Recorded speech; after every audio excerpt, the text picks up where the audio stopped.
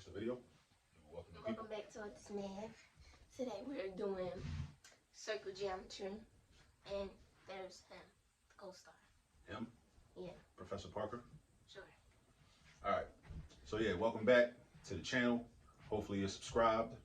Alright. You've been telling people about the channel because we do math over here and we make it simple, and we also make you feel like you can do it, right? Like you feel like you can get it yourself.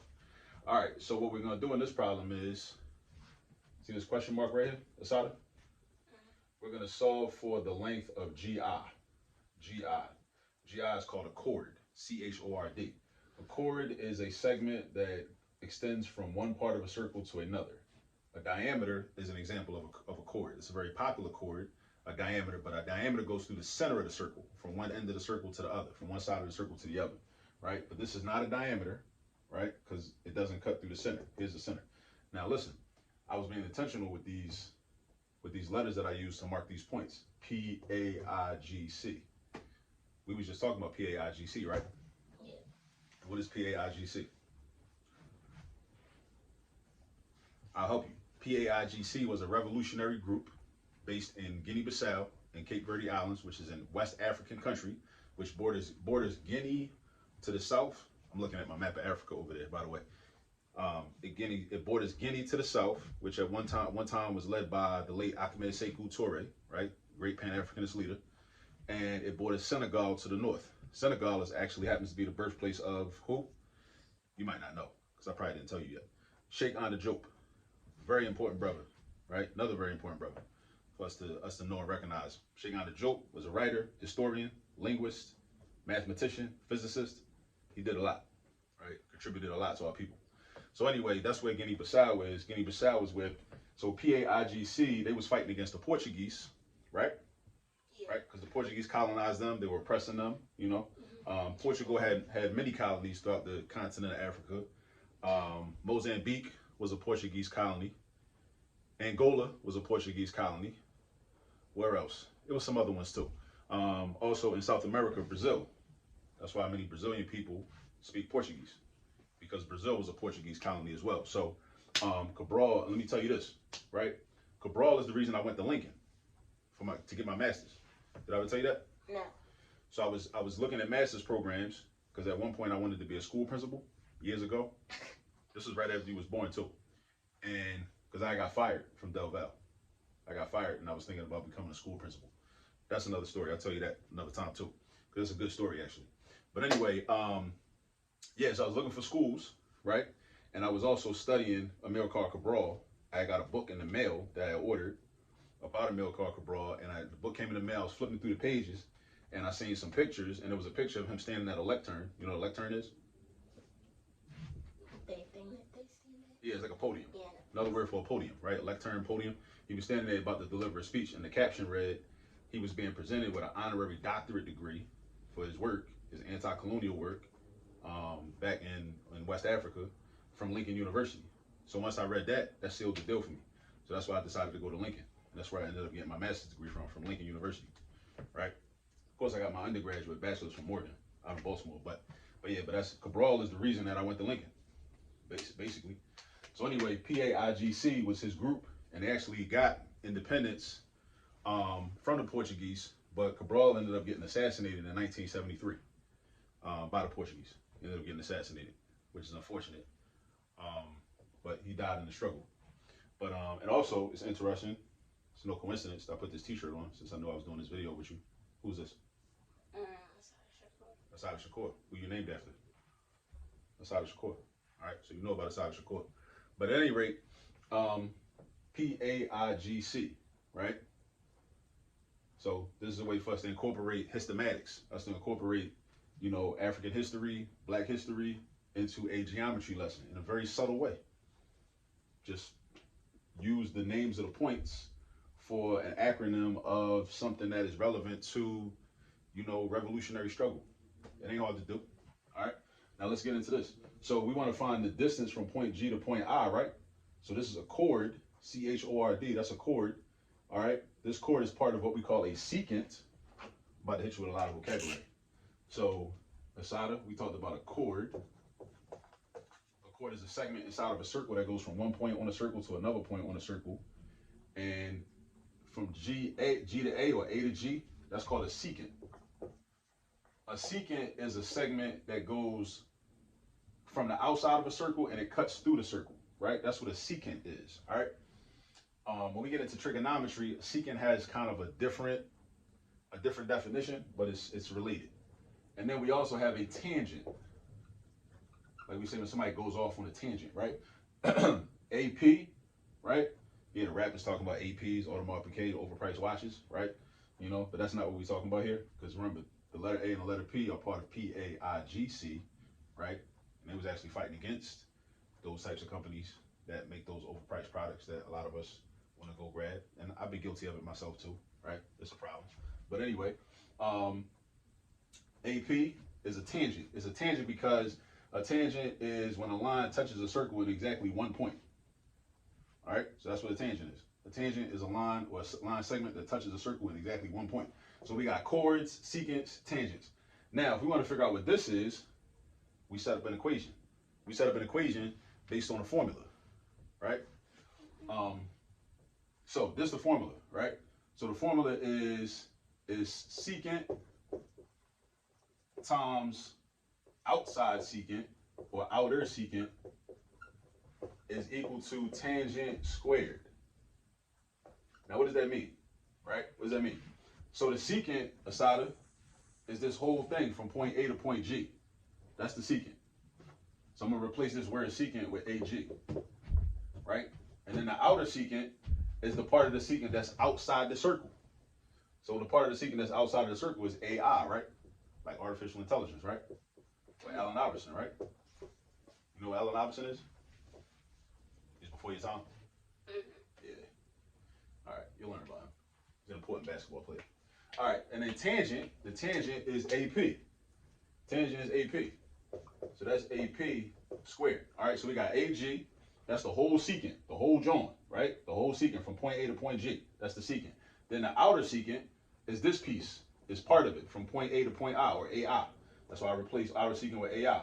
Is equal to the tangent squared. What's the tangent? The tangent is AP, like Akil Parker. My government name. Here we go. Oh, you're trying to steal my shine, man.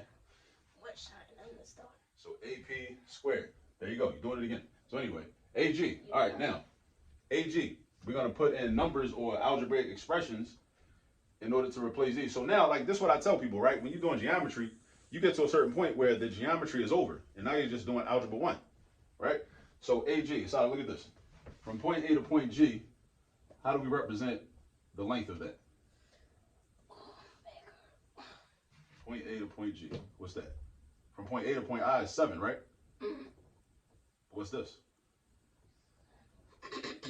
What does that mean? Would that be the same length? No, we cannot assume that. That's a question mark, right? That's a question mark, right? So that means it's an unknown. It's an unknown value. What do you do? How do you represent unknown values in math? Question mark. No, with a variable. What's a variable? A letter. All right, so that means from point A to point G is equal to this part plus this part. This part plus this part. This part plus this part. This part is 7. Plus, how do we represent this part? What variable you want to use? A. Stands for Anaya. Oh, God. Here we go. I don't even call you. Oh, no. S. Stands for star. No, I don't like using star. I don't like using the letter S because S's look like 5 sometimes. So I don't do Because of that. the way you write. Hey, so be it. It is what it is. All right. So then AI. What's AI? 7. So we're gonna replace AI with 7. And over here, AP. What's AP? 10. 10. Don't forget the exponent 2. Squared. 10 squared. So this is our equation. This is our equation. This is how we're gonna figure out what this is. All right. Now, you know how to do this? You know how to solve for A? Do you? No. So this 7 is outside of the parentheses. So that means we can distribute. Whenever you see a number outside of a set of parentheses, we use what's called the distributive property. So we're going to multiply this 7 by this 7 and multiply this 7 by this 8. So this 7 outside gets multiplied by everything. Remember, everything. Everything inside the parentheses. So what's 7 times 7? 49. You You know your multiplication facts, don't you? Mm-hmm. So look at the camera. Tell the people. Because you know your multiplication facts, doesn't that make math a lot easier to you? Every single day. I think some people think I be lying when I be telling people like, yo, you got to learn your multiplication facts. You got to memorize them. It's going to make math a lot easier, right? Now, 7 times A. How do you represent that? 7A. Exactly, 7A, because that's 7 times A. All right, 7A times is 7A. Then over here, what's 10 squared? Is 10 squared equal to 20? Right, it's not. 10 squared does not equal 20. 10 squared means 10 times 10. 10 times 10. What's 10 times 10? 100. So this equals 100. Now we're getting closer. How do we solve for A? What do we do next? What we gonna do? What we gonna do? What we gonna do? You forgot? We just need to practice solving equations. We're trying to get A by itself, so first we want to get 7A by itself. So if I want to get 7A by itself, I gotta get rid of 49. How do I get rid of 49? What operation do I do to get rid of 49? What operation? Cancel is not an operation. Addition, subtraction, multiplication, division. Right. Why? Because we do the opposite operation. This is a positive 49. The opposite of a positive 49 is a negative 49. Now the operation would be subtraction. You subtract 49. So we're going to do minus 49. Now, we stay balanced. In math, we are balanced. So if I subtract 49 on the left side, I'm also subtracting 49 on the right-hand side. What's 49 minus 49? 0. So then they cancel out after you do the operation of subtraction. So you bring the 7A down. What's 100 minus 49? 41. You sure about that? Whoa, wait. You sure about that? 51. Right, 51. All right, 7A equals 51. Mistakes are okay. Just make sure you correct your mistakes. 7A equals 51. What do you do next to get A by itself? You do is subtract. That's not the opposite operation. 7A means 7 times A. Oh, 7A means 7 times A. So again, we have to define our expressions. Just like in an English class or ELA class, you got to define terms, define vocabulary terms, define words. We need to, in mathematics, we need to define expressions. What does 7A mean? What that mean? It means 7, it means a few things, but one thing it means is 7 times A, or you have A 7 times, right? So if we can define the expression, then we say, okay, if I got to do the opposite expression, opposite operation, then I know what the opposite operation is because I know what it's doing in the first place. 7A means 7 times A, so it's doing multiplication in the first place, right? So the opposite of multiplying is what? Dividing. So I want to get rid of A, so I'm only dividing by 7. Some students make the mistake, they'll divide by 7A, but I'm like, bro, why are you dividing by A? You're not trying to get rid of A. You only divide by what you're trying to get rid of. So only divide by the 7, right? So I divide by 7 on the left, I slide to the right, divide by 7 on the right side, boom, boom. 7 over 7 is 1. So 1A over 1, isn't 1A over 1 the same thing as A? Yeah. 1A over 1 is the same thing as A, right? A equals 7.2. Okay, 51 sevens. You could leave it like this, or we could change it to a decimal. How many times 7 going to 51? 7. 7 times, how many left over? 2. So 2 left over, no, not 0.2, not 0.2. 2 left over, and your denominator is 7. So 7 and 2 sevenths. And so 2/6 would be like 0.33. But that's a 7, so it probably is 0.2 something. So, but 7 and 2 sevenths is probably going to, so 7 and 2 sevenths would be like 7.2 something, right? But this is a good answer. So this is the length of segment GI, or chord GI, based on the secant-tangent formula, all right? Secant-tangent formula. Now, you just did geometry, 10th grade geometry, right? But you see this is what I'm saying, right? Don't get so caught up in like the grade level that they put on math classes. Don't get all caught up in that, because Assata's about to go to the 7th grade next year. And since I just showed her this, she probably had to practice. She probably sit down and practice, do about 3 or 4 problems, and she'd know how to do this. So does that mean that it's really 7th grade geometry? Because she about to go to 7th grade, and she about to do it. So a lot of times we get caught. I want to kind of hone in on that point real quick, because a lot of times we get caught up in grade levels and labels for things, and then we start to think, oh, my child can't do this, or oh, my child can't do that, or they're not ready for that. Like, why not? Like, just push them, teach them, show them, give them the opportunity. They'll let you know. So, you know, because and also it discourages people in terms of trying things. And I don't want people to get discouraged because they feel like, oh, this is too hard. this is like, you know, I'm not old enough to learn this. It's like, nah, man. Like a lot of the times when certain math topics and math concepts are assigned a grade level, it's very arbitrary. And a lot of times for real, people just be trying to sell textbooks. So they gotta call it this so they could like run the bag up, you know. But maybe I'm not supposed to say that, but it's the reality.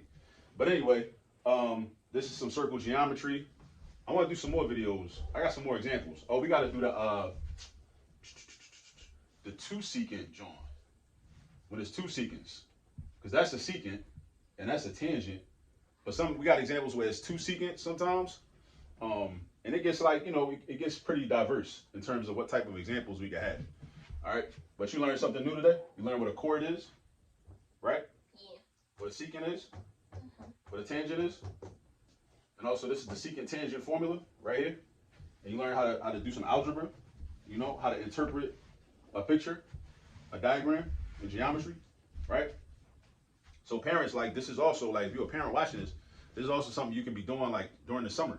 So when your child, for the next 2-3 months, like, so when your child go back to school in the fall in September, they're not rusty and they understand, you know? So yeah, so we about to get out of here, but before we go, make sure you are, what should they do? Make sure they subscribe to the channel. Make sure they like the video. Make sure they comment. Subscribe.